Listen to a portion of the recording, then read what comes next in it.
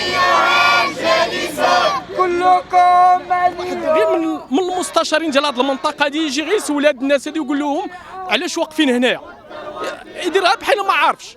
ولكن هذا الشيء حتى تكون حمله انتخابيه جايه ان شاء الله عاد يجي يوقف وسط منهم بحال العصا اللي كتكون وسط الرحى، يبدا يسول عن المطالب والاقاويل الكاذبه والهضره الخاويه. ودابا راه هما ما عارفين غبروا، دايرين بحال ما كاين والو، ما فراسهم حتى شي حاجه.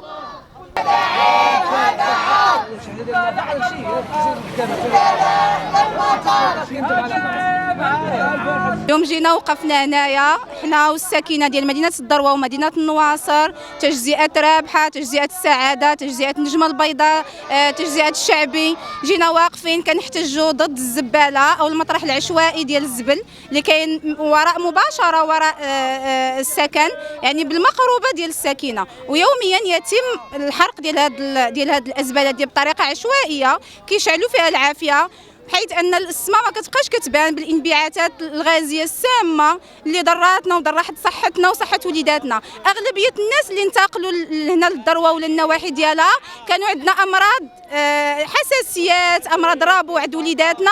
هربنا من وسط ديال كازا بسبب الهيوميديتي وبسبب التلوث، هربنا لهنايا قلنا زعما غنلقاو جو اكثر نقاوه واكثر نظافه. جينا اصطدمنا بالامر الواقع ان الزباله على مقربه من الساكنه، ويوميا يتم الحرق ديال هذه الازبال هذه بواحد الشكل اللي هو عشوائي جدا. في الاول كانوا كيطمروا هذوك الازبال كيحرقوها، دابا لا، ولاو كيحرقوها مباشره من الزبل اللي عندنا نيشان.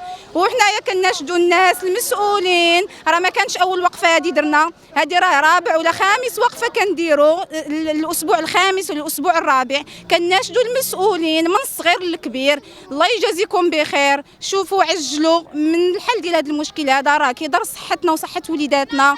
وفعلا راه حنا تضررنا، راه الناس خلاو الديور ديالهم هنايا ومشاو رحلوا، خلاو الناس شاريين ديورهم بالثمن، كاين اللي واخدها عن طريق الابناك وخلاها ومشى هرب. الناس باغيين يبيعوا ديورهم هنا، ما بقاوش بغاو يتباعوا لهم بسبب الزباله.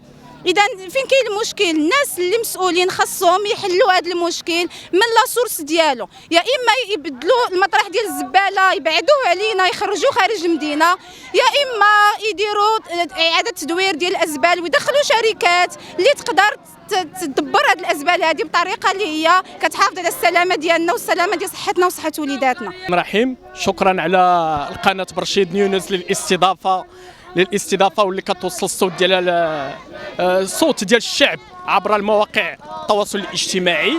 هاد الناس هذه هي الوقفه الثالثه اللي هما كيوقفوا كينادوا باسم المطرح العشوائي، باش كنتوجه الرساله ديالي للمسؤولين اللي هو رئيس المجلس البلدي باش يجي يراعي لهاد الناس هذو اللي كتموت بصمت، من الاطفال الصغار والناس العجزه، يحيدوا لهم هذا المطرح هذا العشوائي.